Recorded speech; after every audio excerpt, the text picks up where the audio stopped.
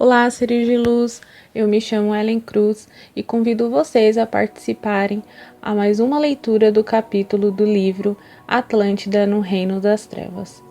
Antes de começarmos a leitura, não se esqueçam de deixar o seu like, faz toda a diferença para a evolução do canal e para que este conteúdo chegue a mais pessoas. Se inscreva e ative o sininho, assim vocês ficarão por dentro de todos os vídeos novos lançados no canal. Gratidão e vamos para mais um capítulo. Capítulo 13. Gadeir revida. Atlas sentiu a profunda queda no vril entre os sacerdotes brancos, por causa da morte de Electra, e cumpriu sua parte no acordo com satisfação. Mesmo assim, Ártemis esperou serenamente ele retornar para Atlântida com suas tropas.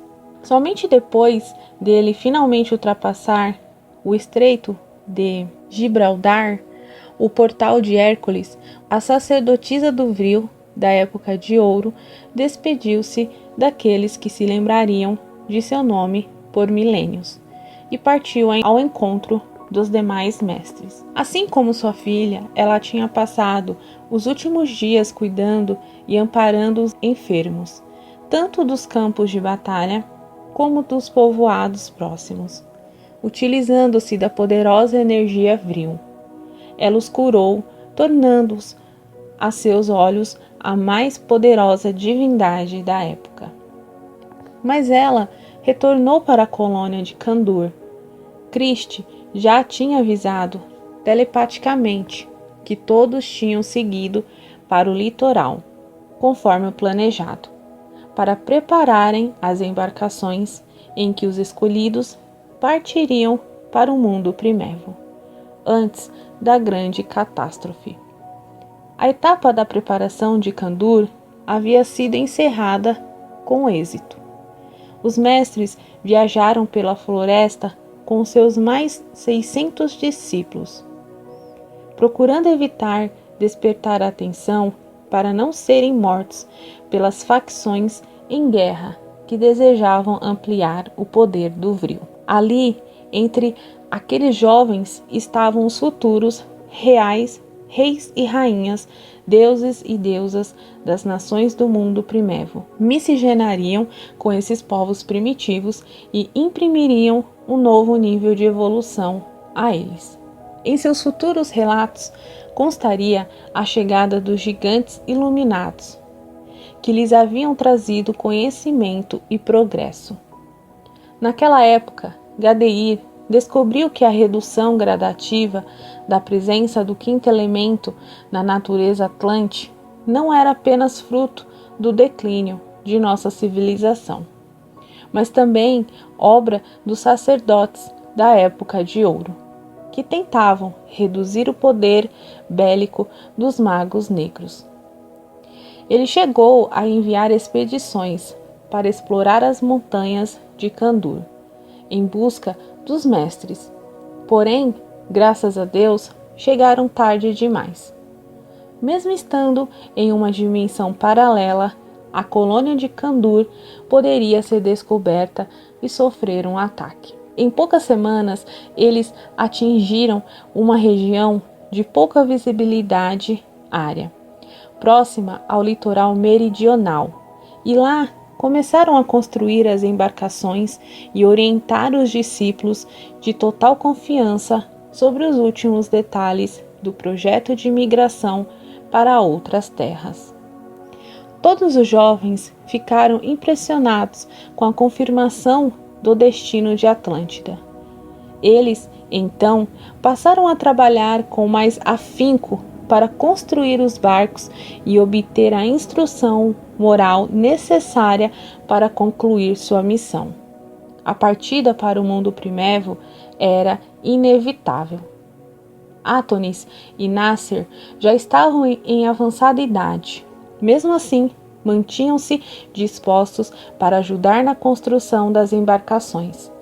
Dentro do possível, utilizavam as facilidades que o vril possibilitava, carregando grandes toras de madeiras e outros serviços que os discípulos não possuíam domínio, para realizar. Esses mesmos alunos depois seriam os responsáveis pelas engenhosas construções no mundo primitivo da Terra, erguendo blocos de mais de 2 toneladas com vril, assombrando os pesquisadores da atualidade. Ártemis e Cristi se dedicaram ao preparo psicológico, filosófico e emocional das crianças que nasceram em Candur e que também partiriam com seus pais para essa fantástica aventura que permitiria o desenvolvimento da humanidade nos séculos futuros. Sob a brisa serena do mar, eles se preparavam para a última etapa, antes de partirem. Nos rostos sábios e serenos dos mestres, via-se um misto de orgulho e nostalgia. Sentiam-se realizados por concluírem com sucesso o treinamento daqueles jovens honrados, advindos da capela, mas vencedores na luta contra seu próprio ego, demonstrando que a origem espiritual capelina não significava propriamente falência espiritual, mas sim tendências que poderiam ser vencidas. Ninguém nasce com o destino de ser bom ou mal. Isso é uma escolha individual. Apenas somos suscetíveis à nossa carga espiritual de vidas passadas, que reproduzimos por meio de nossos padrões comportamentais. Vencer essa carga, eis nossa tarefa no mundo. Em algumas manhãs, Ártemis caminhava pela beira da praia, de pés descalços, com seus lindos olhos acinzentados, perdidos na imensidão do horizonte, refletindo sobre a caminhada futura de seus diletos pupilos. Em breve, as embarcações sumiriam naquela linha onde o mar findava para as nossas vistas e surgiriam em outras terras, com a nobre tarefa que fora sempre a vocação sagrada do povo atlante: educar e promover o progresso de povos incipientes. Assim, nem tudo estava perdido. Naqueles momentos, então, a grande sacerdotisa do Vril se lembrava de toda sua existência, desde criança, embalada pelo som sereno e repetitivo das ondas do mar.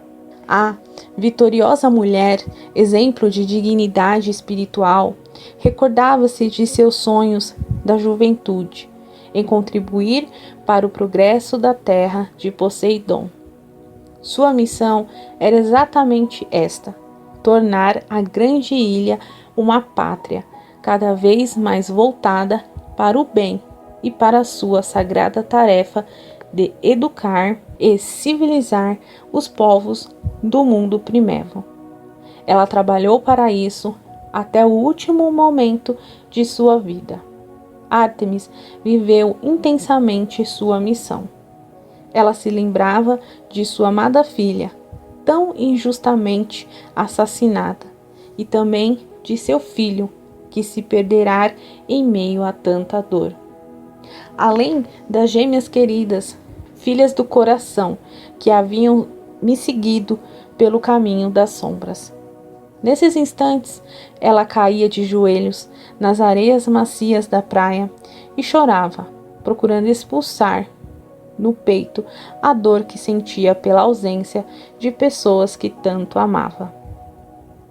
Ártemis, aquela que se tornará uma deusa aos olhos dos gregos primitivos, olhava então para os céus de joelhos e dizia para si mesmo, tentando conter a dor da saudade: meus amores do coração, um dia nós estaremos todos juntos novamente, vivendo lado a lado na paz e na sabedoria do Criador dos mundos. Longe da dor e do sofrimento, que só se fazem presentes nos momentos em que precisamos ser despertados para a verdadeira vida. Ela então sorriu e secou suas lágrimas com os braços e falou novamente para si mesma: sim, um dia a ilusão acaba, a verdade se revela e despertamos para os objetivos maiores da vida. E quando isso acontecer, estaremos juntos novamente, trabalhando para tornar viva entre os homens a vontade do Espírito Criador. Enquanto Ártemis tornava-se um foco de luz na terra, com suas elevadas preces na capital de Poseidones, os ânimos continuavam quentes. Gadeir não sossegava de buscar os maiores mestres do Vril que se negavam a apoiar a guerra. Vários sacerdotes da grande energia que haviam optado por um alto exílio nas cavernas foram encontrados e assassinados por não revelarem o bloqueio realizado com a energia Vril, objetivando evitar que os rebeldes a utilizassem em todo o seu potencial. Dias depois, o líder da raça branca, que se tornava um demônio cada vez mais cruel, conseguiu capturar Mestre Kundô. Ele havia retornado para a capital com a intenção de penetrar na pirâmide e reduzir ainda mais a presença do quinto elemento em nosso mundo. Só lembrando, gente, o Mestre Kundô é o Mestre Saint-Germain, tá? Que lá em Atlântida ele era o Mestre Kundô. Isso evitaria maiores desgraças naquela luta, que parecia se tornar mais selvagem e a cada novo enfrentamento. Fazia dias que Gadeir não sorria, mais precisamente desde a morte de Electra. Ao saber da prisão de Kundô, ele esboçou um sorriso satânico e falou para Galeato e Pantauer com uma ponta de ironia: agora chegou minha vez de sorrir. Reúnam todos os sacerdotes no salão principal, porque vamos eliminar mais um mestre da luz. Pouco tempo depois, estávamos novamente no mesmo local onde Electra fora morta. Gadeir entrou com passos rápidos e vestindo seus trajes sacerdotais. Ele se sentou em um trono improvisado e bateu palma. Era apenas um sinal para que seus soldados entrassem conduzindo o prisioneiro. Eu estava com um olhar vago e cansado de todo aquele teatro infernal. Nem percebi quem era a vítima. Somente quando ele foi jogado aos pés de Gadeir, de joelhos, pude perceber os longos e suaves cabelos negros de Kundô, encobrindo seu rosto. Suas mãos estavam amarradas e notei que ele havia sofrido tortura física. Eu me sobressaltei, mas me contive, pois sabia que era isso o que Gadeir desejava. O rosto do sábio mestre Atlante, da raça vermelha, estava desfigurado, mas mantinha um olhar digno e desprovido de raiva. Kundô possuía 10 vezes mais força com Vril que Gadeir e seus Aceclas. Apesar disso, não reagia. A força do Vril dos mestres atlantes não deveria interferir no destino natural da grande ilha. O mal já não habitava mais seu coração, fazia muito tempo. E além disso, ele jamais macularia sua ascensão espiritual por fugazes momentos de glória ou soberba. Assim como nós, pobres almas escravizadas no mundo das ilusões. Ele compreendia o sentido da vida e estava em um nível de consciência muito superior ao de todos nós ali presentes, que ainda nos debatíamos no lodossal do ego humano. Gadeir olhou com desprezo, ainda mais por ele ser um vermelho, e levantou-se de forma cerimoniosa e arrogante. O gigante esquelético deu alguns passos com seu esguio corpo curvado, usando um capuz que cobria sua cabeça. Ele se aproximou um pouco mais do mestre da chama violeta e disse-lhe com voz soturna: durante todos esses anos, você e seus fracos irmãos da luz escondiam então um subil bloqueio do Vril, limitando nossas capacidades, e nós nem suspeitávamos. Jamais deveria tê-los deixado viver. Acreditei que eram insignificantes. No tanto, conspiravam em seu retiro espiritual nas montanhas de Kandur, no berço de meu inimigo. Talvez até tenham apoiado Atlas para ele resistir assim por tanto tempo. Não duvido de que o poder dele com o Vril esteja ancorado na força de traidores como você. Bem que você não passa de um vermelho sujo, como ele. Não entendo como uma raça inferior possa ter tanto poder como o Vril. Gadeir então tentou endireitar seu corpo, à medida que respirava profundamente. Galeato e Paltauer se aproximaram sorrateiramente e ficaram ao seu lado, olhando para o chão em direção a Kundô, que permanecia de joelhos. Todos os demais sacerdotes aguardaram o desenrolar do interrogatório em silêncio. O ser sombrio, então, levou as mãos lentamente até o capuz e retirou da cabeça. Em seu rosto, que parecia mais o de uma caveira, ele estampou um sorriso malicioso e disse para Kundô com indisfarçável autoridade e arrogância: Diga-me, mestre da luz, como devemos proceder para romper com o bloqueio do Vril? Kundô manteve-se sereno e apenas respondeu: Não há como reverter o que foi feito. Ademais, isso não depende de mim, nem de ninguém. É a vontade do Espírito Criador que o quinto elemento fique restrito na atmosfera atlante durante o período de trevas. Gadeir sorriu e gritou, olhando para os seus assessores mais próximos: Resposta errada. Naquele mesmo instante, Galeato e Paltauer desferiam violentas bofetadas no rosto do sereno mestre.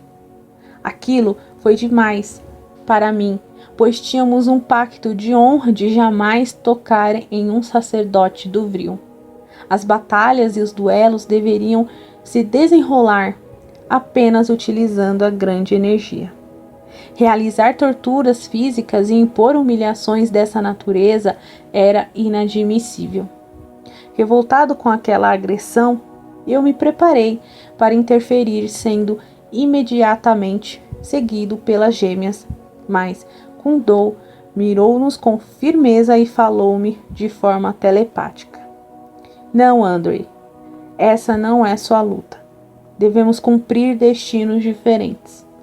Respeite a vontade do Espírito Criador. Siga sua intuição para entender qual é seu papel nos acontecimentos que estão por vir. E fique tranquilo com relação aos seus pais, pois todos estão em segurança longe das montanhas. Lembre-se, cada um de nós possui uma missão dentro do plano divino. Seja sábio para cumprir a sua. Não importa se estamos sintonizados com a luz ou com as trevas. Deus está presente em tudo. E queiramos ou não, estamos sempre a serviço do Espírito Criador. As gêmeas também captaram a mensagem telepática de Kundô e recuaram, muito comovidas. Eu abaixei a cabeça e lutei com todas as minhas forças para segurar as lágrimas que insistiam em escapar em meus olhos. Sol e lua seguraram em meus braços e apoiaram seus rostos em meus ombros para esconderem o pranto. No entanto, Gadeir percebeu e sorriu satisfeito. Ele então insistiu ainda por mais alguns minutos, sempre recebendo a mesma resposta de Kundô, até que ele se cansou e pediu para que um de seus assistentes lhe trouxesse uma espada forjada com ouro e calco. Gadeir ergueu-a e admirou a beleza daquele artefato, que era mais dourado que o ouro e mais brilhante que os diamantes, e disse: Você não é homem o suficiente para travar uma batalha comigo, utilizando o Vril. Portanto, não lhe darei a morte digna de um sacerdote do quinto elemento. Com dor, você morrerá pela espada, assim como os cães imundos que enviamos às guerras convencionais todos os dias. O iluminado mestre apenas fez uma reverência e respondeu, com um suave brilho nos olhos negros: será uma honra morrer com os meus irmãos mais humildes. Gadeir esboçou uma expressão de ódio e preparou-se para desferir o golpe mortal na altura do pescoço de Kundô. É curioso perceber que em Atlântida ele morreu por uma forma de execução semelhante à promovida por Robespierre durante a Revolução Francesa, e que levaria Kundô, na personalidade de Conde de Saint-Germain, a lutar fervorosamente contra aquela chacina sem fim, executada pelo terrível instrumento de decapitação que ficou conhecido como guilhotina. Ele olhou de forma serena para seu algoz e no momento em que este desceu a lâmina mortal em seu pescoço, seu corpo simplesmente se desmaterializou. Gadeir quase caiu por sua lâmina não encontrar resistência nenhuma ao passar pelo alvo. Ela apenas cortou o ar. Ele sorriu, feliz por Kundô ter partido para um mundo maior, sem sofrer a ação daquele ser desprezível. Todos ficaram impressionados, e eu disse para as gêmeas: vamos embora, não temos mais nada a fazer aqui.